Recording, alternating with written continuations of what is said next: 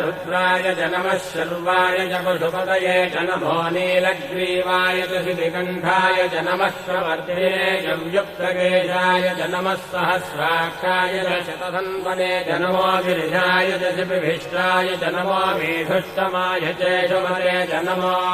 ह्रस्वाय च वामनाय च नमो बृहते च वर्षीयते च नमो वृद्धाय च संवृद्धने च नमो अग्र्याय च प्रथमाय च नम आशवे जिगाय च नमः शीघ्रियाय च शीघ्राय च नम ऊन्याय चावस्वन्याय च नमः स्रोतस्याय च द्वीत्याय च नमो